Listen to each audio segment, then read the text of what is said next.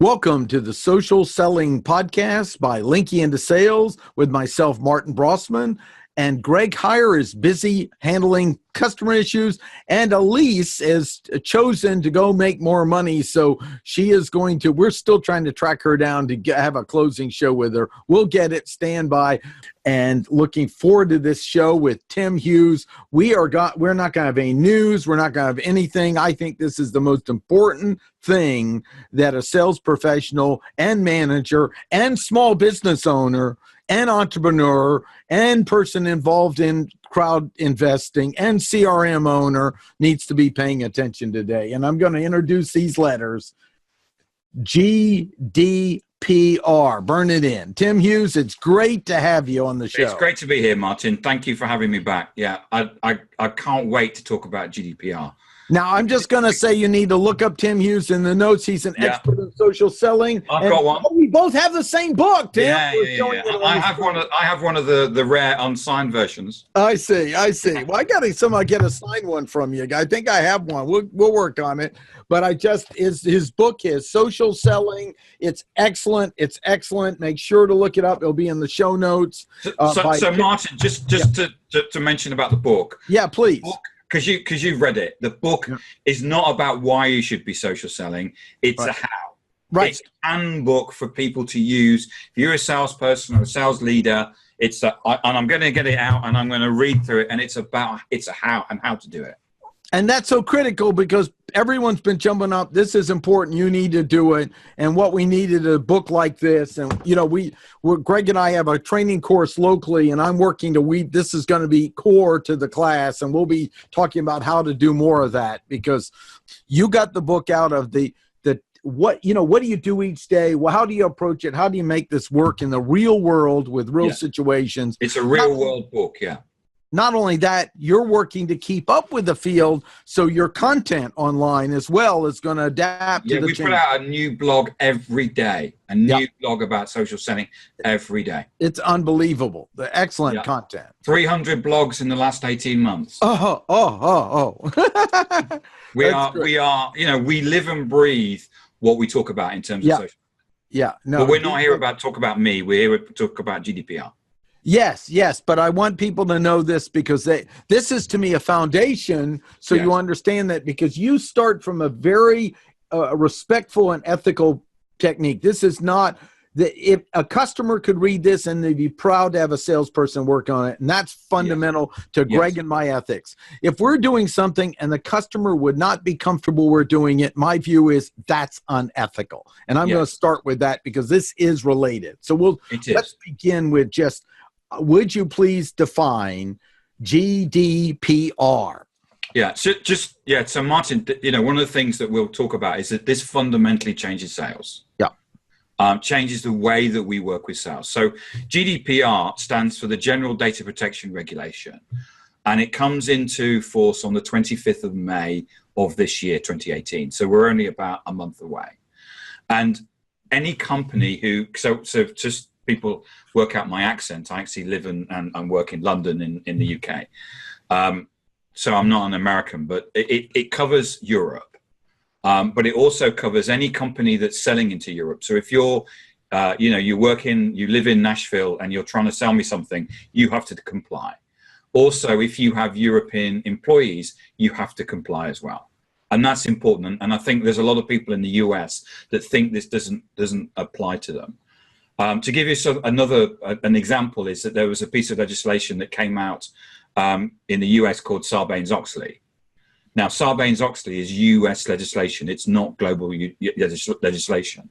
But what the US said was that if you want to work with us and work in financial services, you have to comply. So it's become global legislation. And what we're seeing, certainly with the problems around Facebook, is that Facebook is going to be GDPR compliant, just as LinkedIn and Twitter will be. But Facebook were having a debate with the senators about whether they were going to have that GDPR compliance also in the US. I'm amazed that you guys haven't sort of stood up and said we need this, because it's what you say. It's about we need to be more responsible with data. Mm-hmm. And I know, and I've written these things and I put them on LinkedIn, and we get all these people that, you know, want to sell you lists, or people that, you know, want to find ways of manipulating their way around and getting to people. That, you know, that for me isn't about being ethical. Sales for me has always been about, it's a profession. It's like being a doctor or a lawyer or whatever. You know, we are proud professionals about what we do. And what we need, what this provides us with, and we need to be positive about this, is it provides us with a platform that we can now be responsible with data. You know, we've had a bit of the Wild West. The internet's been around for 10 years or so. We now need to grow up and actually treat it. And we just need to think about it the same as, you know, if your data, Martin, or my data, or my mum's data is published on the internet, I'm going to be annoyed. Mm-hmm. And one of the things that we need to do is try and work out a way that doesn't happen. So we all need to get responsible. And I think some of the stuff that's come out with Facebook, and today isn't really to talk about that, but I think there's a recognition now with listening to to Mark Zuckerberg in front of the Senate, and the general discussion that we've had is that we do need to be a little bit more, a little less gung-ho and more responsible with data. Data is so important. Yeah, I think so. And I do have to tell you, as an American, I do want to offer free training for our representatives on what is Facebook, because I personally was very embarrassed by the level of ignorance they were asking questions with this guy. I was over on his side, you know. I do have to say my opinion. Well, yeah, we watched it, my girlfriend and I watched it, and it's early evening for us. So we're sort of like sitting there eating, and we're going, you mean and some of the questions, we were just like amazed. But all of a sudden, because the UK politicians were saying, we must get Mark to come over here and talk to us and stuff like that. All that stopped, strangely enough. Right, yeah, because they all felt sorry for him, because you know. So is this Facebook a place I can get a beer? You know, I was waiting for one representative to go, if I talk to my girlfriend and my wife, can they know I'm talking to each other? If I send you an email through WhatsApp, right. That's right. Anyway, but the thing about GDPR, Martin, is that actually it's not necessarily new legislation. Right. We actually have a lot of this legislation in place. So it's an amalgamation of 28 European laws into one law. But the key thing is that they've beefed up the fines. Yes. So the laws that we have in place, the Data Protection Act, the right to remain forgotten, those things are already in place. But what happens is that, to be honest, nobody bothers, because the fines aren't high enough. You get the equivalent of a slap on the wrist, and everybody goes, do you know, I can't be bothered to do the processes because if I get fined, I get fined. Whereas now the fine is 4% of global turnover, not profit, or about $25 million US. Yeah, it's just like with email. We've had to have the Can Spam Act with a real fine. I was teaching a class to small business, and I go, you know, so many thousand per email. No, your church should not be sending 2,000 emails out off of the Google account or something. You need to even get it. So we've had to do this because, unfortunately, asking did not work. And I'm all for, let's first try to cooperate and do the right thing, and then bring in the legislation when this fails. And I think, and one of the quotes from one of the documents you sent really hits the nail on the head. We are all responsible and accountable for the data we're storing. And that went to the bone for me, because you know. Yeah, and I agree. And you know, we've all, you know, I'm a sales guy. You know, I've had, I have had, because as a company, we're now GDPR compliant. I have had, you know, Excel spreadsheets of all the people that you want to basically contact, with all the names and all stuff like that. And you can't do that anymore. And you can't, and that made me sound like, oh wow, that then, you know, I'll get people have a go at me. You're not tough enough as being a salesperson. But come on, it's not responsible with being responsible with people's data. Right. You know, if if it's your mother's data or your brother's data or your data, you're going to be annoyed. And we just need to get responsible about it and work ways around it. That's what salespeople are good at. We're good at finding ways around processes and things. Yeah, but this is really serious. What we need to get, if we're storing people's data, whether it's on a CRM, whether it's in a spreadsheet, or whatever, we just have to be responsible about it. Absolutely. And that the simple thing is, I build rapport with you. I'm going to get your email information. I'm going to get your cell phone data, your phone. I might have your home phone data. All those are things you would not be giving out over the internet, you know, and data, even that. And then I may have, what if I have a personality profile built on it? Well, that's data I have on you. You know, we've got to be thinking of what is the data we're collecting. Is it secure and protected? And this and GDPR covers IP address, GPS location, any CRM data, whether I'm a male or a female, bank account details, address details, telephone numbers, even HR records and CVs. And you know, if you're holding my CVs, you know, I have recruitment consultants asking me about jobs based on CVs I had 8 years ago. You know, they shouldn't be holding that still. Right. Right. No, absolutely. And I think that's where I really want to do the deep dive on it. So we're all thinking, how do we start being prepared? And my view is, in America, we need to notice this is coming towards us fast. And, you know, and I think the wake up call really was Zuckerberg in front of Congress. I think that's probably going to be that, because that everybody saw that, everyone knew. I guarantee the people over in LinkedIn and Google go, I'd rather not have to do what he did. You know what I mean? They're like, let's get our act together so we aren't in front of Congress. You know. Well, I know that. I know that all of the companies are going through a process to make sure that they're not the people in front of Congress, and so they're actually getting their fingers out to make sure that they are GDPR compliant. And in a way, you know, if when you realize it's a responsibility that you have with the data, it makes sense. Yeah. Because if you go to a big company, you know, you go to any CRM vendor and say, so you want to be irresponsible with data, they're going to say, no way, we are responsible people. And one of the things that I've been writing about is that there's a lot of people writing on social media that this is rubbish, that actually we need to be, and I'm thinking, are you really writing on social media so everybody can read that you're going to spam people? Right. And so, I mean, we'll talk about it in a moment, but this is now become a board level. This is a board level issue. So GDPR needs to be, if you're going to implement GDPR, it's implemented from the board downwards. So there has to be, so I'm CEO of my company. I'm responsible. Right. I'm responsible for all the data in my company. And all CEOs have to be able to say that they can do that. And you need to know where that data is. I'm not sure every CEO can say where every spreadsheet and where every database and whatever it is. But we need to be, I'm accountable for it. So Martin, there's two things here that people need to understand, which is about, there's people that there's a difference about where you store the data and who owns the data. Yeah. So even though you're storing data in Nimble isn't responsible. You are the person that's storing it. You've made a decision to store it. Therefore, you're the person that's responsible and accountable for it.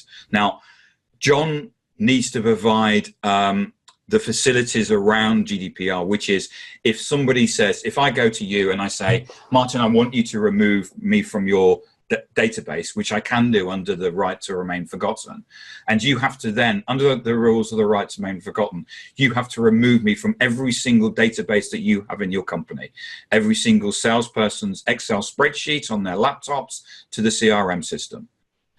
Because if you then contact me again, I can get you under GDPR. So it's not John's responsibility necessarily, apart from being able to give you the facility to delete the data. It's still us. So we hold some emails in MailChimp, but it's still my responsibility. If MailChimp gets hacked, it's my problem. Very well said. Very well said. And the other thing, Martin, is that under this is that when people have been hacked before, they haven't been able to bring. I've not been able to sue the person. It's always been a business thing. Mm-hmm. So not only can someone get a fine, but also all the people who've had their data put on the internet can sue that company as well. Yeah. So it looks like, I mean, we were in Singapore the other week, and we were having a meeting with an existing client of ours, and they are a big company, and to say they are absolutely terrified that they're going to get hit, because they just don't, they know they can't find every single Excel spreadsheet on every salesperson's laptop. And they know they're going to, if they get hit, no CEO wants to be the person that's going to get hit with this. And at the moment, they're saying all they think they can do is just tell their salespeople to sit in the office and wait for the phone to ring. Mm-hmm. And that is a fundamental change. And I know there's loads of people in America, oh, don't worry, we'll just get on the phone and call. This is serious. Yeah. Well, I want to talk about how it's going to affect just cold calling in general, emails we send. I want to really dive in this show, because that's something that we still, we're social selling. Yes, you're putting the content, but you still want to get on the phone with them. You want to interact in emails and other things. And that's, to me, where I want to go next with this is really how is this going to affect that? Go ahead. Absolutely. And it's a big myth. I seem to be coming across a lot that social selling is all about writing some content and hoping someone will phone you up. Right. Social is a way of you prospecting. And I tell people a lot, and we teach people how to get higher faster using social selling than cold calling techniques. Now, first and foremost, if we're talking about cold calling, this does not stop you cold calling people. Mm-hmm. You can still cold call people. But the thing is where did you get the data from? Right. And it's about how you use the data rather. So if I publish I publish my telephone number and all of my details on LinkedIn. Mm-hmm. So it's that is fine. And I think it's reasonable that you could take that and actually phone me up. But if at point I say, I wish to invoke my right to remain forgotten under GDPR, you cannot phone me again, and you need to delete me from your database. Yeah. And it's the same with cold email.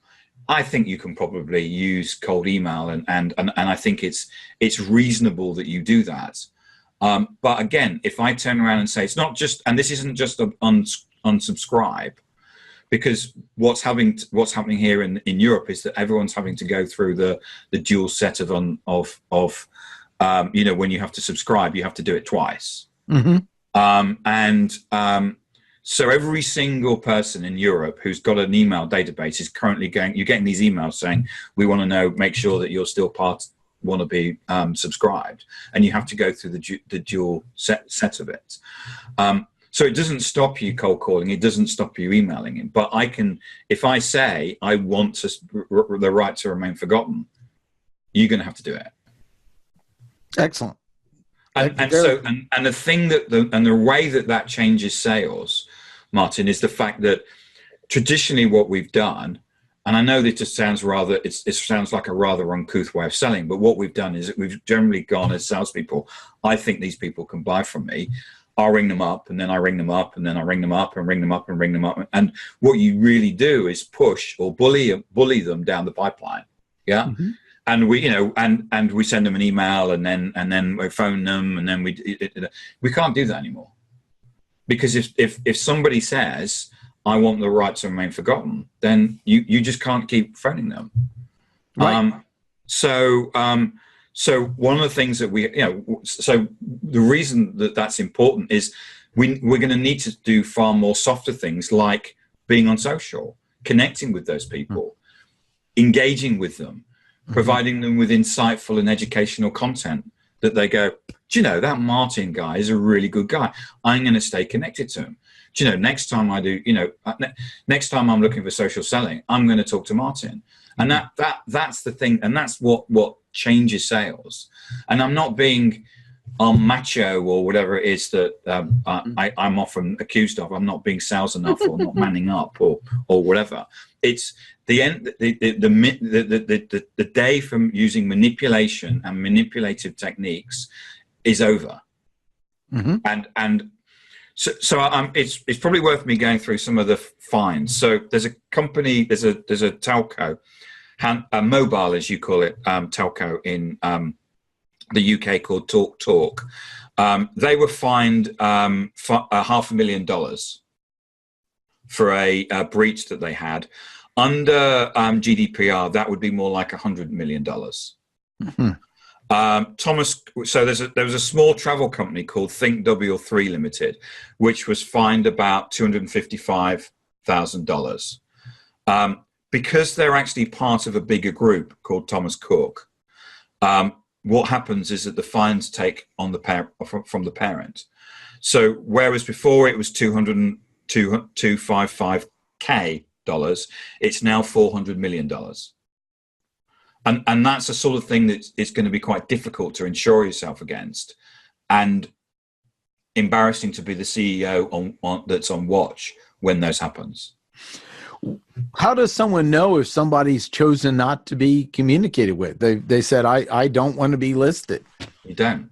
Right. So that's where the idea of you really want, if possible, them to want to initiate the engagement with you. Yes.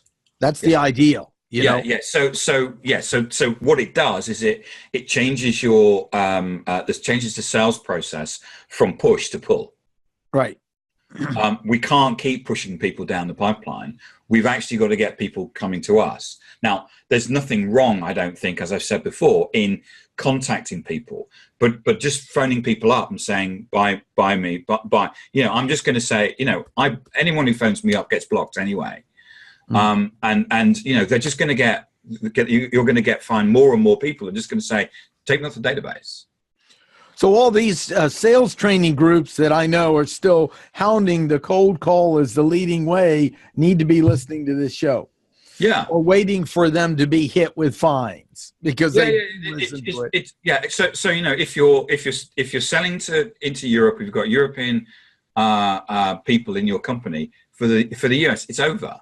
All of that is over, and you've got to pivot your sales to be not necessarily. I'm not saying I'm a social seller, so I would say you've got to pivot your selling to social selling.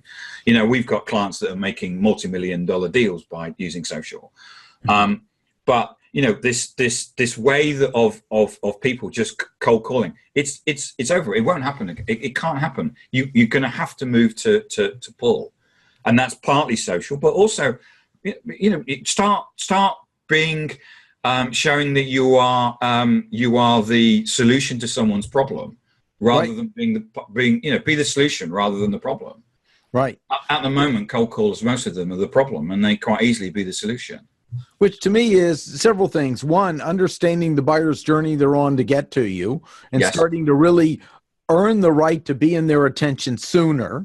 The other thing is understanding their world beyond your silly pitch or product. What else is going on with them that you have permission to know and can earn the right to get there? I can get a meeting with any CEO in the world. Yeah. And cold callers can't say that. Right. Because the fact people go, this person's really interesting, I want to actually have a meeting with them. And most cold callers that are trying to sell their product and pitch their product, it doesn't work like that anymore. And in your blog content, you're providing insight into solutions. You aren't pitching either. I mean, that's the key to understand. And blogging is, I don't understand the thing about blogging why salespeople seem to say they don't do it. Yeah. Salespeople, we're the best communicators there are in the world. Probably not as good as actors, but that's what we do. We communicate. We write people emails. We ring people up. We do responses to tenders and things like that. And we're brilliant communicators.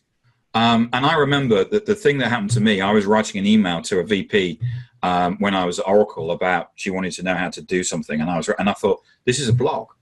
Right. What we do is that we put out a piece of content every day, and we will get 3 pieces of inbound. I've just come off a call from our American reseller, and they've got a problem, which I think I said to them, you're probably the only company in the world, which is they have too much inbound. Right. They can't deal with it. Right. And so we're going to have to build them with a qualification program or something like that, because there's just too much inbound. And they could, and if you're adding value, you're creating insight, you're putting out something that is educational and people that are interested in it, then you'll get inbound. You'll get people come to you. I want to give an example for job hunters, because this is something I've recommended to many of them, and it's amazing how few will execute, and those that do get the jobs. I go, where do you want to get a job? What are the problems you know of that they have, you have an answer for? Write an article, a rich article on LinkedIn with that, keyword driven, optimize for them, and find someone to pass it on to it. Because if it's not them, you'll attract somebody else. You want to work for a company like that, do it. You'd be amazed how few will actually execute that. And then they'll still go, I'm still looking for a job. And blogging's really easy. If you think about the way that you read articles, you'll only ever remember one thing. So the mistake that corporate marketing do is that they'll write a 5,000 word white paper that nobody will read, because it takes an hour and nobody's got an hour. And there's 1,000 things in for you to remember, and you won't remember 1,000 things. So you write something about one thing. 300 words, 500 words is about equivalent of a page of A4. And what people want, though, is not some corporate robot. What they want to know is about Martin. Right. Here I'm on the way into. I run this podcast, and I'm on the way into the podcast, and I was thinking about the impact that GDPR will have on and I was thinking and just a stream of consciousness. Mm-hmm. And actually, it's really, really easy. And there's some people that I'm seeing that, where they're writing articles, and you go back there every week. And these are not people like Brian Solis or Ted Rubin, who are thought leaders and, geniuses at marketing and stuff. Mm-hmm. These are ordinary salespeople. Mm-hmm. Greg's a great example, and where, your problem, your ordinary people. Right. That have been able to, that have turned by creating content, and have turned what you now have by putting out things that are educational that people want to listen to. Yes, even from like LinkedIn. I've been on it since 2004, teaching it since 2006. I've learned a few things. Once it gone through a few revisions. Yeah, we were training a German company recently, and there was a salesperson in the team, and she sells glue. Right. Now, most people think the glue is not really interesting, is it? Well, it's the glue that goes in skyscrapers that holds the windows in, and we happen to be in. We want that to stay. Yeah. So you want that? Yeah, it is. Yeah, it's tough glue. Anyway, she wrote about the glue, and for her, she's quite young, and for her, it's all about. She's very green, and it's all about eco, and they've got this. Mm-hmm. Anyway, 300 words about glue and it being eco. And I tell you what, after you read it, if you wanted to buy any glue, I'd buy it from her. Yeah, excellent. Because it was inspiring, and that's all it needs to be. Anyway, come on, Martin. Other things on this with GDPR. What the thing is we had laws on the book, but they're back to like 1995, some of them. Yeah. And where this was science fiction. This was fantasy, the world we live in. That we could have, I could track IP addresses and know what your home address is to mail a postcard to after a conference. If you had said that in 95, they go, oh no, that's not going to happen in my lifetime. So I think this is important to know. We do have to upgrade this. We are collecting more data and understand it. And I want to talk a little bit about your views on LinkedIn. And then you also know of Team Link and Sales Navigator, and what people should know about that with these changes coming. So all of the social networks are making themselves GDPR compliant, and it's actually quite easy for them to do that because it's mainly about they're holding the data. We're still responsible for it. What's happening with LinkedIn is that they're looking at certain pieces of functionality. Now, with Sales Navigator, it's been viewed that So the information in LinkedIn, we're putting it in there. So as an individual, I'm putting it in and I'm sharing it, and it's freely available. So with Sales Navigator, if you're taking the data and you're manipulating that data, ultimately that is still GDP compliant. It's if you take the data out and put it in a spreadsheet and start doing something where it's not GDPR compliance. So within LinkedIn and the manipulation of the data, the view is, and I agree with it, it is GDP compliant. Team Link is, I understand, is still being looked at, because Team Link, if you didn't know, Team Link is actually a really cool thing. So if you've got 50,000 employees in a company, and you get 50,000 Sales Navigator licenses, basically all of the people in the company then become equivalent of a first connection.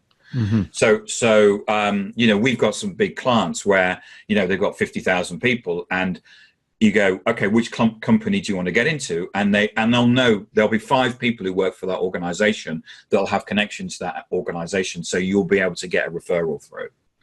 And it's a great way. Now, that's something that is, again, deemed as GD compliant. And as long as you're not taking the data out, it's Team Link looks like it's compliant in that way. So now you have a LinkedIn profile. I pull that data out and I put it in my Nimble. Now I better make sure is my Nimble compliant? Am I compliant? Well, Nimble is still, because if you've taken that data out, you're still responsible and accountable for it wherever you put it. But remember, if you take that data out and you start calling me up, and I ask for you to stop for the reminder to remain forgotten, then you have to remove it from Nimble. That's all. And then what I want to make sure is, if I remove it from Nimble, does Nimble remove it? That's the key thing, right?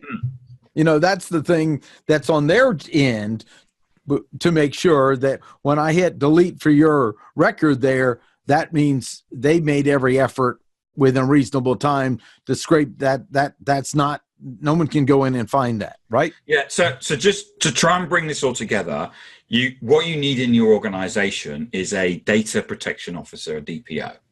Now, in my company, and there's only 12 of us in our company, so I get a lot of people saying, "Yeah, but we're a small business." Yeah, so we.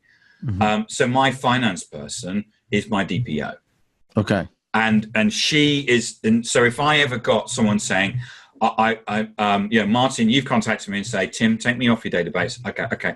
I would go to my DPO and say, this person has asked to remind the right to remain forgotten. So she would run that strategically across the business. So it's not like I speak to a salesperson. What I will be doing is that if I go back to that salesperson goes to the DPO. Now, what we've done in our business is that we have gone through, we use Google Docs and Microsoft, and we've got a Google Drive, and we've gone through every single Google Doc that has an Excel spreadsheet that could have personal data on it. And we hold sometimes personal data because we need to, because we help people with social selling, and they may say, here's a download of LinkedIn and what the SSI scores are. And we've gone through and we've deleted every single database that we've got. Mm-hmm. And that's the DPO has done that. And we've also gone through we've done we've had a call with everybody, and the slides that we've used on that, people can email me and ask for a copy. And the slides for that, what we've done is that we've gone to every single employee. They had to attend a call, and we went through with them about what their responsibility is, about where they should be deleting data, what they can hold and what they can't hold. I mean, the last thing that, if one of our clients found out that they'd given us information from SSI, which is ultimately private data from somebody, and it went onto one of our people's laptops, and that laptop got stolen, mm-hmm. and then that information got put on the internet, I would be completely heartbroken if that happened, and our customers would be as well. And that's the kind of thing that we need to be protecting ourselves against. But that's about making sure that as a CEO, I have a data protection officer. That's the person that I have who knows all about the legislation, and she's the person that is responsible for it within the organization. We have a North American reseller as well. They have to be compliant as well. So let's talk about like the micro independent salesperson or contractor, because you're getting close. Why don't we dial down a little? They got one person, one assistant, one person that's maybe a virtual assistant and one person that's maybe their accounting. Where would you recommend they go? Would you recommend get this stuff off their drives, and then at least if they have it in a CRM that's protected, make sure they can remove it? Would that be a good start? The thing you really got to do is get rid of if you've got a CRM, you need to put it all in the CRM.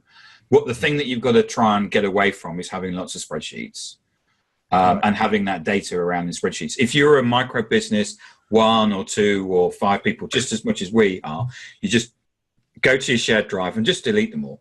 You don't need to hold all that data. Right. And just and delete the things. Is it got personal data in it? Do we need it? No. Well, get rid of it then. Right. I think that's a great thing is get a CRM you trust that if you delete it, they're gone.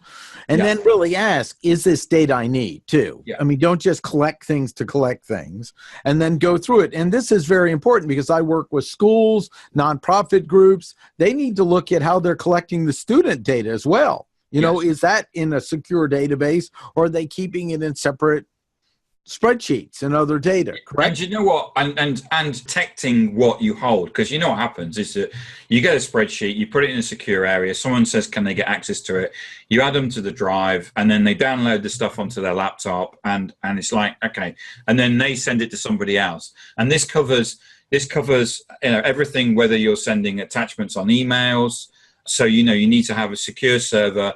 What we did is that we when we first started up, we opened up all our data to lots of people, and what we've now done is that we've closed all the data back again. And we're being very careful about who we're giving access to in terms of the shared drive, right down to particular areas of the shared drive. Data protection officer has gone through and deleted do you want that? Oh, well, yeah. Delete. Right. And we've been very, very hard with ourselves about what data we keep, because you don't need it. So anything with working with subcontractors, because in a micro business, you're often working with other people. They're helping you finish things out. Or some people, for example, some people aren't as natural in writing, even if they might be good in verbal, or they'll rough it out, get someone to write it, and then they'll polish it back and publish it themselves. What about them? You are accountable and responsible for their actions. Right. Just the same as you are in business. Just the same as you probably have some sort of insurance or back-to-back agreement with them, you have to have one around data as well. So if it goes, if you have some client personal data, it goes onto their laptop, then you're responsible. Now, with these companies that are offering the ability to see our data, obviously you recommend, probably worth looking at, don't you? The personal audit to see what's out there. Because LinkedIn now is, Facebook now is. Yeah, I mean, if you go to Google and search on GDPR, there's hundreds, if not thousands, of companies that will help you with this. You don't necessarily need to get an independent third party to actually help you. It's as long as you understand that this is about being responsible for the data, you can probably do it yourself. It shouldn't be costing you a lot of money to go out and do that.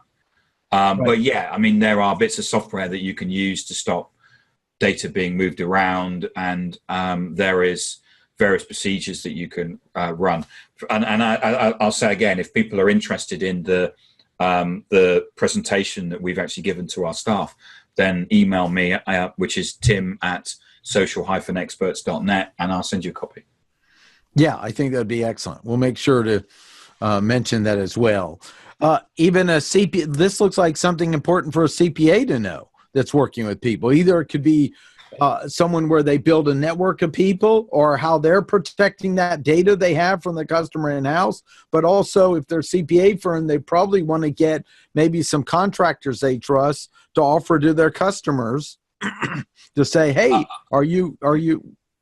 are you with your data, right? Yes. Yeah. And we're seeing it more and more. We do a lot of work with big companies, and we're seeing it more and more where they're writing into their contracts that they would expect us to be GDPR compliant.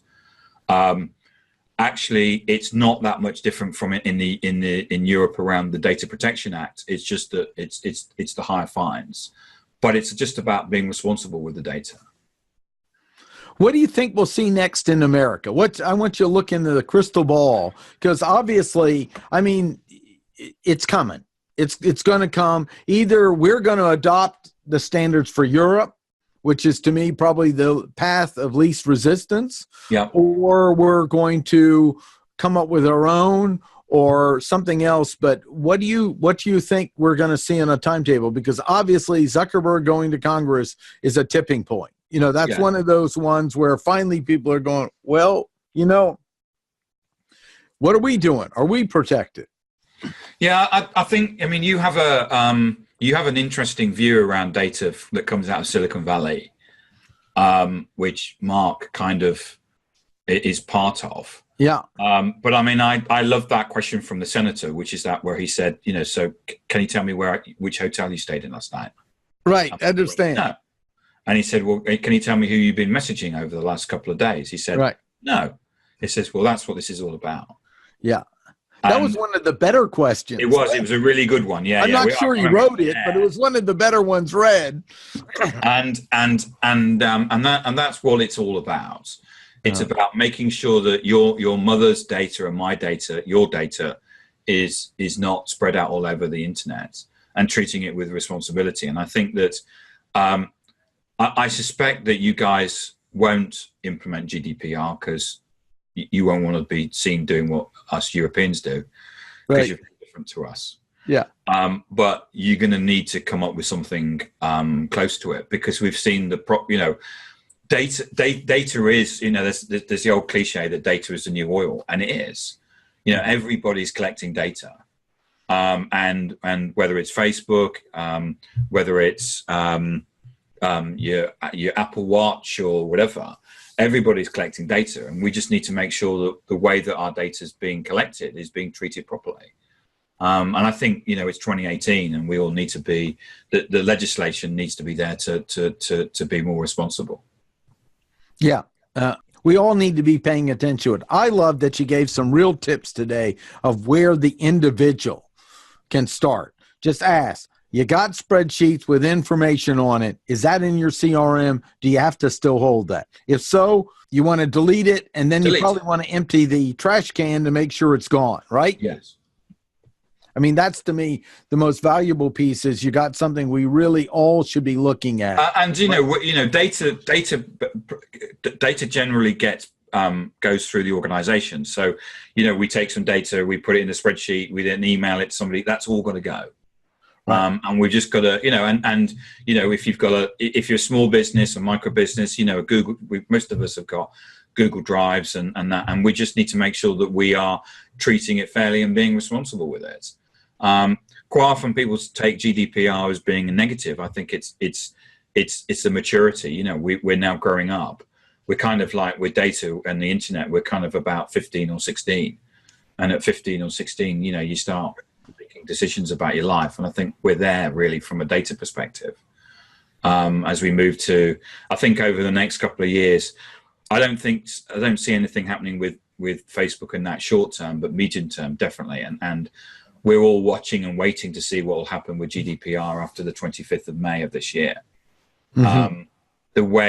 So for example, a good example is there's a big pub group in the UK called Wetherspoons. I think it's probably the biggest or the second biggest. They've actually deleted their email database. And there's an expectation that about 40% of people, especially small businesses, have done that as well. Mm-hmm. one of the issues that we quite often get is the fact that marketers go, yeah, but I've got 60,000 email addresses, and if I go out to them again and ask them to resubscribe, we'll only get 20% of that. Yeah, but unfortunately, that's only the number of people that were actually ever reading your email in the future. Right. And you're paying for that. And you know, and I know that sometimes for some people is difficult to take, but you know, come on, let's be honest with ourselves. Yeah, nobody really was ever reading. I mean, I pretty much unsubscribed from every single. We run our business on social. We don't run our business we run our business on Slack. We don't run our business on email. And I actually have no personal email at all. My 80-year-old mother, I moved on to Facebook Messenger about 6 months ago. Mm-hmm. But you know, people don't read that sort of thing. And what Weatherspoons did was they said that they were going to talk to their customers on social media. Though last week they actually deleted all their social media accounts. So I'm not quite sure what's going to happen with that one. But the GDPR one was that they had this big database, and they just said, we can't, if we get fined, it will take us down. Right. Very, very important, very useful data. Would you tell us I want to just be open to anything else you think that's important, because I think this is a wake-up call. I'm hoping our listeners will hear it, love to hear their views on it. But, you know, this takes time to do it. So if you wait until the legislation hits, it's going to have a bigger financial cost to your business to clean it up than starting now. Don't you believe that? Yeah, I mean, one of the facts that I was really interested in was the fact that there was a report recently that looked at hacking. A lot of people think it's about hacking. And actually only something like 18.6% of data lost was through external attack, though most IT budgets are actually spent on that. And actually a lot of data that's lost is done through people internally. Mm-hmm. You know, people, when they leave, they'll take a database, you know, they'll move the database onto their laptop and I'll use that in my new company or stuff like that.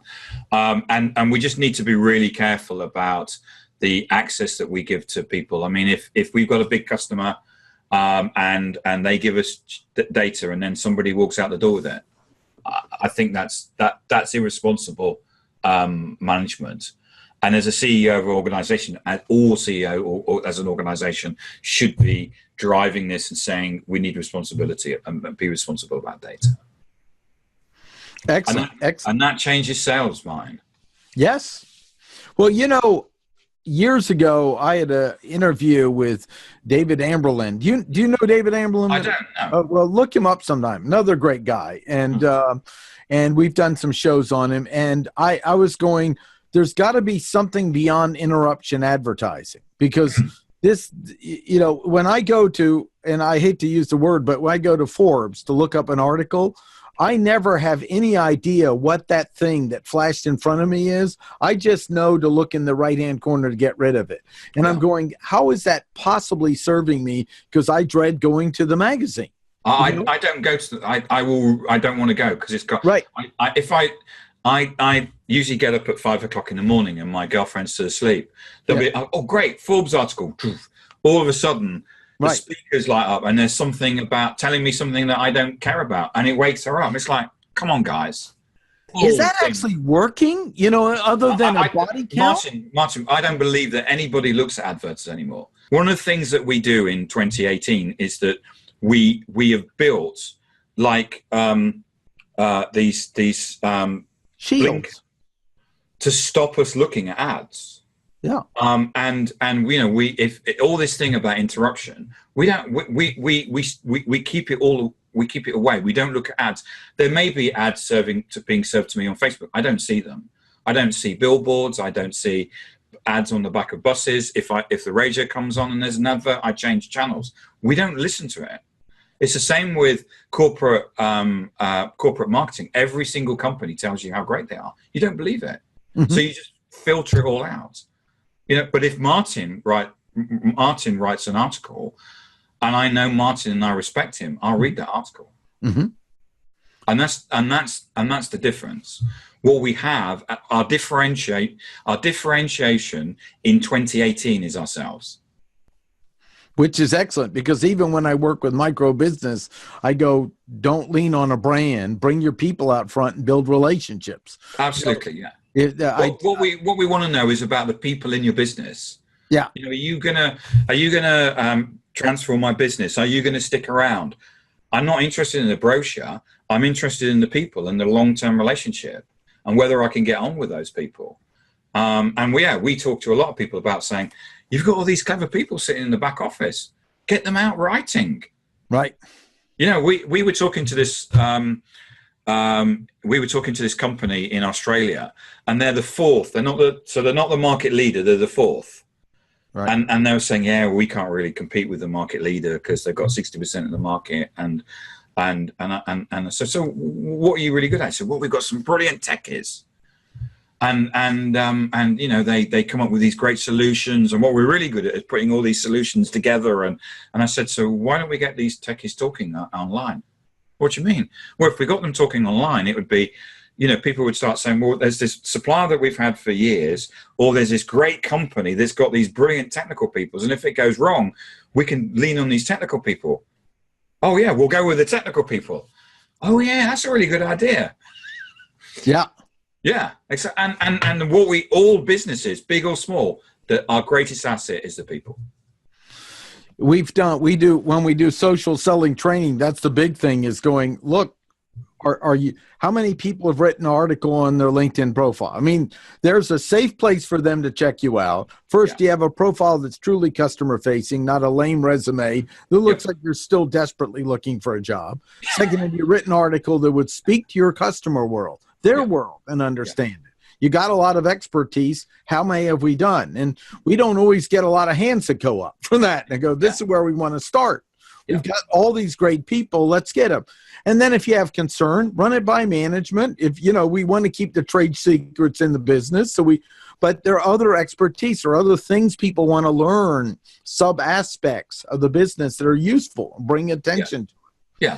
And you don't put you don't necessarily put your price list or slag the competition out. It's you know, you do on social what we do in business. Mm-hmm. You know, it's no different. The rules of being polite and saying please and thank you and all of those things, it's no different. I don't see why we should act any different. But by taking taking all of the individuals in the company and putting that out on social, and them going, yeah, that's really interesting. Now, there's you know, some people actually go, that is actually, so you know, we train people and they'll connect to people and people will immediately go, you are the solution to my problem. Can you come and see me? Mm-hmm. And other people, you know, you'll connect to people and go, yeah, that's really interesting, but I don't need it until 6 months, 6 months in advance. So, but at the end of the day, people buy people. It's a, you know, old sales cliche. And what they'll do is that people will buy from their friends and their family and their network, not their contacts, their network. Mm-hmm. And by activating that network and having a personal brand, you will sell stuff. Mm-hmm. Excellent. Well, this has been fantastic. You've got a lot of good resources. I do want to tell people, if they're listening on other stations like iTunes, come to our site, Linking into Sales. And I want to talk about how they can find you. You just flashed a beautiful book there. Let's bring that back up there. Yeah. So my book, Social Selling Techniques to Influence Buyers and Changemakers, is available on Amazon throughout the world. My name's Tim Hughes, Hughes. So you can find me on Twitter, which is Timothy_Hughes. And you can find me on LinkedIn, and you can either search for Tim Hughes or Timothy Hughes.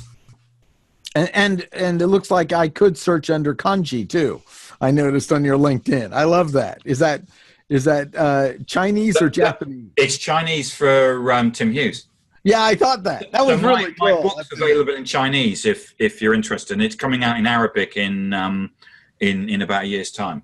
Oh, wonderful. Excellent book. And then also your blog. We'll have that in our show notes. So our website is www.social-experts.net. And if you go there and go to the blog, we put out a new blog every single day. Every day. Yeah, and they're worth following. Yeah. And this is about if I walk into a meet, if we come across something and there's a particular new technique or something like that, then we'll write about it. And we're constantly our goal is to change the world to social. That's what we're going to do. We're going to change the world and get every single business understanding the revenue benefit of using social. And what we're doing is that we're driving the debate forward using our blog and using our blog as a way of content marketing to get the inbound as well. Excellent information. I do want to mention some things on ours. Also, you can find out more on linking into sales. And then we also have a link, socialselling.training, where we offer training, social selling training. But Tim has excellent material too. Both are great. Make sure to check us out. Check out our online training on that. And my view is let's get running soon and make sure we're learning these skills so that we are ahead of the game and we aren't just the next unwanted interruption that people are ignoring. Right? Absolutely. Thanks so much for your time. Again, I do want to tell people, buy the book. I have it in show notes. I have it in my hand. I love it. It's the one we're highly recommending in our training courses now as well. Make sure to get it. And we want to hear your comments as well. Put them on the podcast, share the information, subscribe, let people know about this, and tell us how you are taking care of this, how you are addressing these changes that occur. We love to hear this just like you do too, right? Absolutely, yeah. More than happy to get into discussions, share knowledge, more than happy to do that. Happy to get people to connect. If they just say that they listen to the show and they want to connect with me, please connect with me. Well, on behalf of me and Greg Heyer, I want to thank you for being on the show. Greg, this was your idea to get this going. Greg. I'm sure he'll add something in the show notes to add a quality. I really look forward to us to continue a relationship together. It's been such a joy. People love the shows we do with you. Look forward to learning more. So keep up the great work, and thank you, Martin. We'll catch up soon. Thanks so much. Thank you.